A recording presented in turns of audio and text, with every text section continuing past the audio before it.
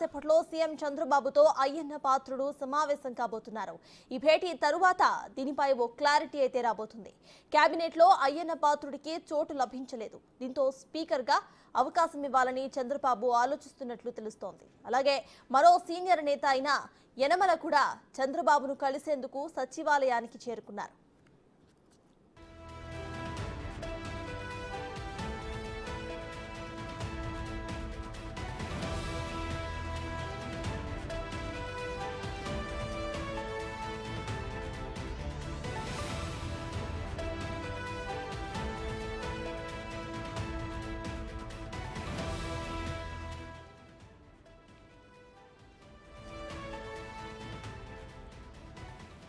Speaker రేసులో పలువురు TDP seniors పేర్లు వినిపిస్తున్నాయి. ఇన్నాళ్ళు రఘురామకృష్ణంరాజు పేరు తెరపై ఉండగా అయ్యన్న పాత్రుడు, మండలి బుద్ధా ప్రసాద్, కళా వెంకట్రావు కూడా ఇప్పుడు తెరపైకి వచ్చారు. అయ్యన్న పాత్రుడిని చంద్రబాబు ప్రత్యేకంగా పిలవడంతో స్పీకర్ రేసులో ఉన్నారని చర్చ మొదలైంది. కళా వెంకట్రావు, రఘురామకృష్ణరాజు కూడా సభాపతి పదవి కోసం ఆశపడుతున్నారు.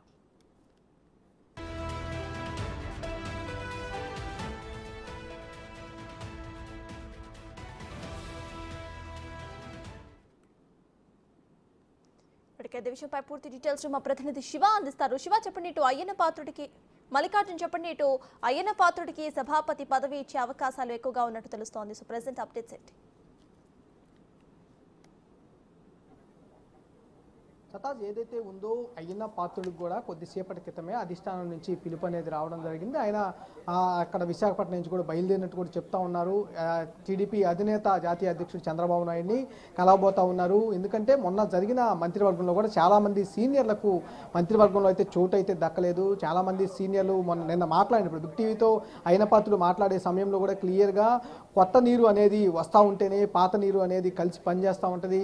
మేము మొదటిగా 25 సంవత్సరాలకే నేను మంత్రి పదవి అనేది నేను తీసుకోగలిగాను. అప్పుడు అలాగా యువతకి ప్రాధాన్యత ఇవ్వటం వల్ల ఈరోజు మేము సీనియర్ మంత్రులుగా కూడా కొనసాగిన పరిస్థితుంది. ఇప్పుడు కొత్త వారికి అవకాశం ఇస్తేనే వాళ్ళు సీనియర్లు అవ్వగలుగుతారు, కింద స్థాయి నుంచి పై స్థాయికి రాగలుగుతారు అంటూ కూడా అయ్యన్న పాత్రుడు చెప్పిన సందర్భాలు కూడా ఉన్నాయి. ఈ నేపథ్యంలోనే అయ్యన్న పాత్రుడికి కూడా తగిన ప్రాధాన్యత ఇవ్వాలంటూ కూడా, ఎందుకంటే వైసీపీ ప్రభుత్వంలో అయ్యన్న పాత్రుడిపై చాలా కేసులు అనేవి నమోదు చేశారు, తీవ్రంగా వేధించారనే ఆరోపణలు కూడా ఉన్న నేపథ్యంలో ధీటుగా ఇటు వైసీపీ ప్రభుత్వాన్ని కూడా ఎదుర్కొన్న పరిస్థితి కూడా అయ్యన్న పాత్రుడికి ఉంది. కాబట్టి కంపల్సరీగా తగిన గుర్తింపు అనేది అధినేత ఇస్తానంటూ కూడా ఆయనకు హామీ ఇచ్చిన నేపథ్యంలో కూడా ఇటు మంత్రివర్గంలో చోటు అయితే దక్కకపోయినా కీలక పదవి అయితే దక్కే అవకాశం ఉన్నట్టు కూడా తెలుస్తూ ఉంది. స్పీకర్ పదవి అనేది కీలకంగా ఉండబోతా ఉంది శాసనసభలో కాబట్టి అలాంటి పదవి అనేది ఇవ్వబోతున్నారంటూ కూడా ఒక చర్చ అయితే నడుస్తున్న పరిస్థితి కనిపిస్తూ ఉంది.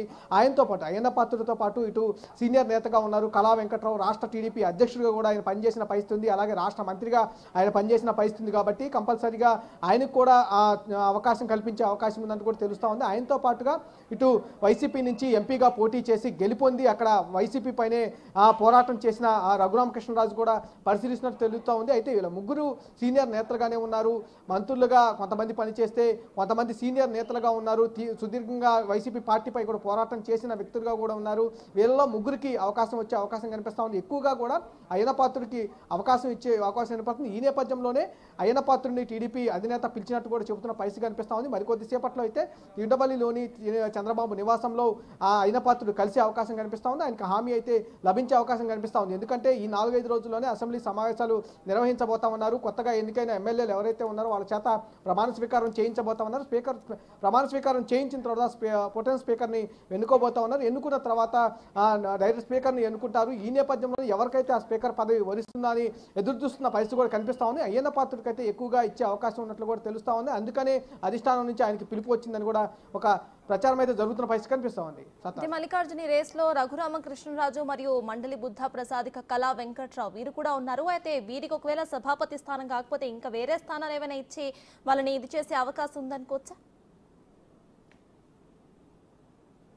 మండలి బుద్ధప్రసాద్ జనసేన నుంచి ప్రాతినిధ్యం అయితే వహిస్తూ ఉన్నారు. అటు మండలిలో కూడా ఆయన డిప్యూటీ ఉపసభాపతికి కూడా పనిచేసిన పరిస్థితి కూడా ఉంది. మండలిలో ఆయన టీడీపీ నుంచి కూడా అంటే ఈ పొత్తుకు సంబంధించి టీడీపీ నుంచి అక్కడ మొదటగా అవనగడ్డ నుంచి సీటు ఆశించి భంగపడ్డారు. ఎందుకంటే అది జనసేనకు కేటాయించిన సీటు కాబట్టి ఆయన టీడీపీ నుంచి జనసేనకు కూడా వెళ్ళడం జరిగింది. జనసేన నుంచి టికెట్ ఖరారు చేసుకొని పోటీ చేసి ఎమ్మెల్యే కూడా గెలుపొందిన పరిస్థితి కూడా ఉంది. మంత్రి వర్గంలో కూడా చోటు వస్తున్నట్టు కూడా భారీ స్థాయిలో ప్రచారం అయితే జరిగినప్పటికీ కూడా ఇటు ముగ్గురు అయితే ప్రమాణ స్వీకారం చేయడం జరిగింది. పవన్ కళ్యాణ్ అట్లాగే అలాగే దుర్గేష్తో పాటు మనోహర్ కూడా ప్రమాణ స్వీకారం చేయడం జరిగింది. కానీ ఈ నేపథ్యంలో తనకి గుర్తింపు అనేది కంపల్సరీగా పార్టీ ఇస్తుందని ఆశాభావం వ్యక్తం చేసిన పరిస్థితి కూడా కనిపిస్తూ ఉంది. స్పీకర్ రేసులో అయితే ఆయన లేరని చెప్పుకోవచ్చు. ఎందుకంటే ముగ్గురిని ప్రధానంగా టీడీపీ ఆలోచిస్తున్న